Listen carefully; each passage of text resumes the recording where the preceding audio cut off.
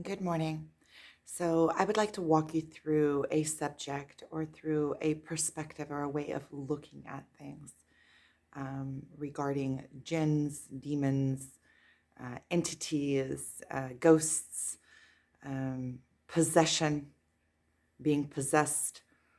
And I would like to request, because this is a subject that there are so many.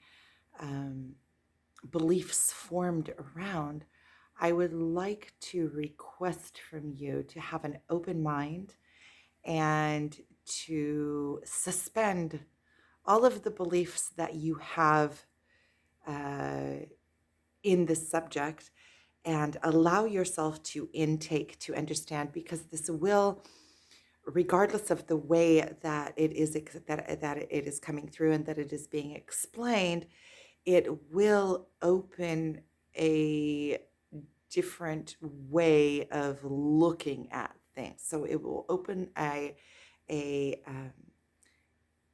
will open an energetic way of looking at things, whether you take what is said here as a defined or whether you take it as an energetic kind of idea. You can find keys to releasing yourself from within the way that this subject is being laid out for you, or the way that it is coming through. So, and I am guided also to say this. This is coming from a place of guidance. So I would like to talk about jinns, genies. Jinns and genies pretty much are the same thing. I'd like to talk about the idea of entities that come into our existence, our existence. I mean, our being, our personality. They come into the constructs of our ego and kind of like leeches, or we become their hosts. They possess us and begin to control our lives from within. And this is how these jinns, genies, demons, entities, you could call them weaknesses, you could call them constructions of behavior, energies. It doesn't matter what you call them. They have been called many different things in many different societies, but they are all speaking of the same thing. They are entities that come within us and they overtake certain aspects of us, and they live within us from underneath, and they are invisible and we are blinded to them. They put like a shield where we can't see them. And the way that society perceives nowadays, that they also don't get, they are considered of fictionists. They're considered by many standards, especially in Western society, myths or um,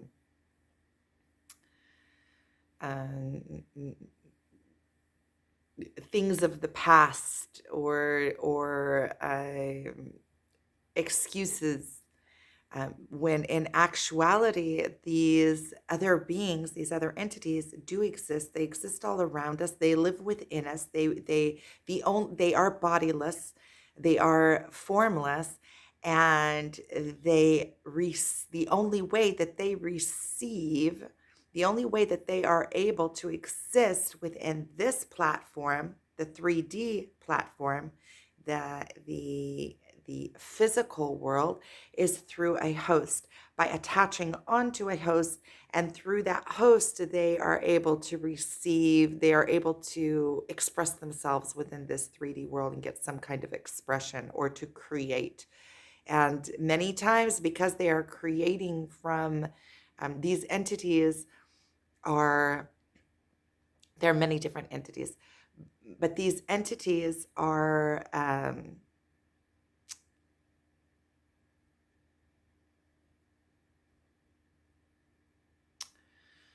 it's kind of like they live, they are less intelligent and less they are more, they have elements of greed and elements of mm, uh, habits of causing mayhem, making mess of your life. They come in the places that the only way that they can come into you is if you have weaknesses.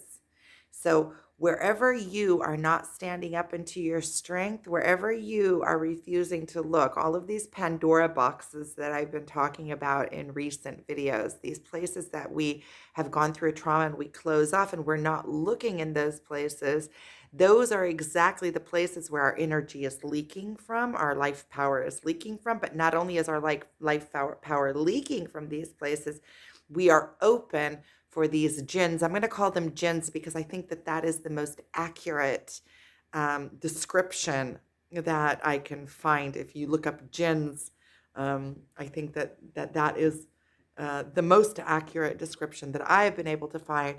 Um, in ancient times, they were also called demons. For instance, Jesus, Yeshua, cast out of Mary Magdalene 7 demons. So, what are these demons? These demons are just that, they're jinns. They are these entities that are working through you, and we each are riddled with them unless we are standing in our highest self, connection to God, knowing what we are, taking the power in our life, being present in our life. Every decision comes from somewhere. If we are not completely standing up in our power, there is room for these jinns to come in. And these jinns also come in by way of addiction. So let's say a way that I can easily explain this in the physical world is like a marijuana or alcohol. Alcohol, a spirit, right? They call alcohol spirit. Why do they call it a spirit? It is like a jinn. The only way that alcohol receives expression, other than its physical expression, is by being consumed. So that is the way that it enters into its host. And then it takes control over the host. It possesses the host, right? This addiction. It creates this constant yearning within the host for that because it gives you it it releases you of power. It's getting its expression through you, but it is also giving. It is also it's also like a comforting Jinn. It comes in and says it's okay, nothing really matters. It lets you off the hook. It gives you this illusion that everything is okay. You feel fine within it. You're relaxed within yourself. It's all an illusion, right? Because it's this Jinn playing out through you.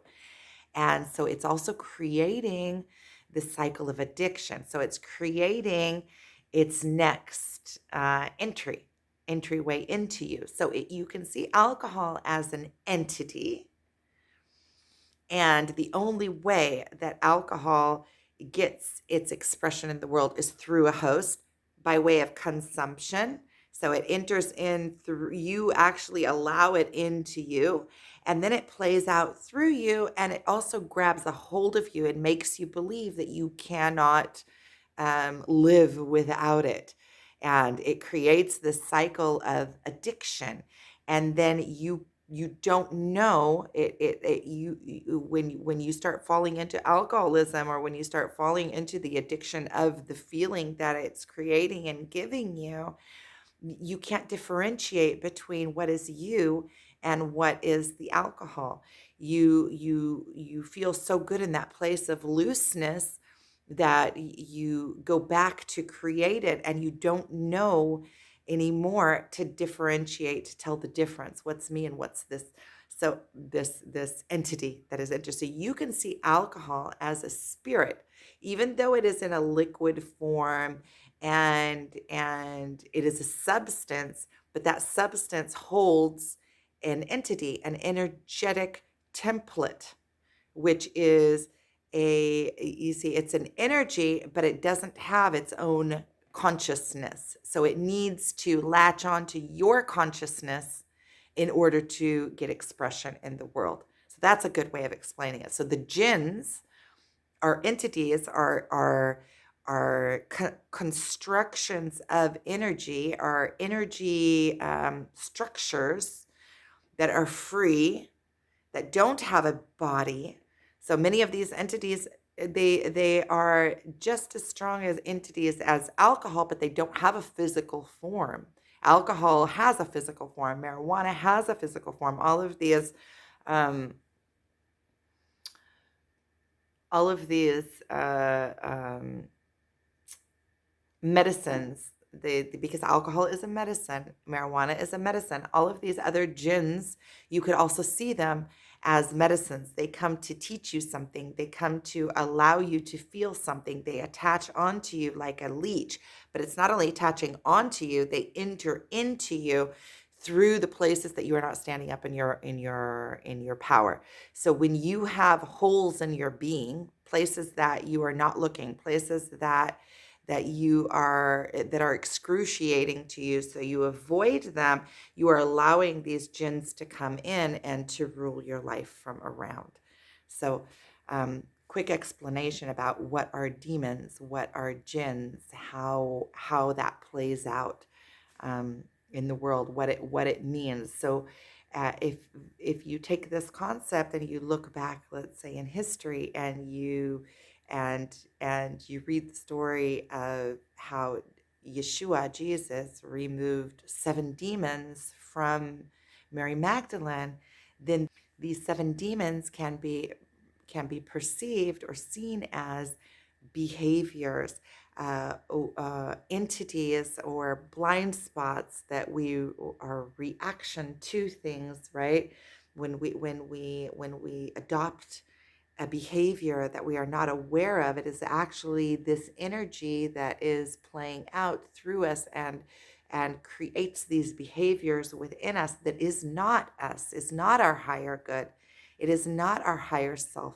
It is a behavior that has attached onto us. It is a construction of energy, a behavior, a template that we react from that place. So you can actually see it as a weakness. These weaknesses are these jinns that are playing out through us, and they're holding on to us and making us believe that we need them in order to, that it is us. First of all, the separation. We can't find separation between these jinns and us because they are playing out through us, and we believe that they are us. And the weaker we are, the more riddled we are with these jinns, and the more difficult it is to remove the jinns. Because by removing the jinns, we are removing aspects of ourselves. We are removing who we think that we are. But in actuality, when we are able to begin to like push them out of us, it rips us from inside. But the more that we push these jinns out of us, the more we stand up in our power, and the more we know who we are, the more it becomes freeing. We become freed of these behaviors. We don't need to react in these ways anymore. These jinns, we're casting them out. And as we do our spiritual work and as we rise into our power, they are cast out. And this is also painful. It's like ripping a part of yourself out of you. So thank you for watching. I hope that this has helped understanding a little bit about jinns and genies and demons. And because demons, we see them now as like, oh, a demon. It's like this satanic, evil thing. But when you can really understand what demons are, then you can take control of your own life because you can see them. Demons, that's why I like attaching a different word to it that isn't so heavy with consensus of understanding it, or so much baggage on it. Demons, as they once were, are just are behaviors, are these entities, these structures of energy, these structures of behavior that have entered into us through our weaknesses and controlling us from within. And so they are formless constructions of behavior, constructions of energy. They are like templates of, that's why when people have the same, a lot of times people will have the exact same mechanism of defense. So if somebody has gone through a trauma, there are many, many different demons or jinns that can enter in through these holes that we have through our weaknesses. And and that is why when we see many, many different people having the exact same jinn within them, the same dysfunction, the same contortion, is that a word, of behavior, where they're kind of warped into this mechanism that protects them, but you could actually see this as a separate entity of them, because it isn't them. When you see, it's like when you love somebody truly, you can see them through all of these behaviors. You understand that these behaviors are not them, and that allows you still to truly love them regardless. And so when you are able to see it, you can bypass these jinns, and then by bypassing the jinns and being in love with your actual being, these jinns will slowly fall out, because you are paying attention and growing your higher self from within. And it's like you rise out of all of these things that are holding you down, the behaviors, the jinns, the genies, the demons. You rise above it, and then you can be your higher self. Sending you guys so much love. Thank you for watching.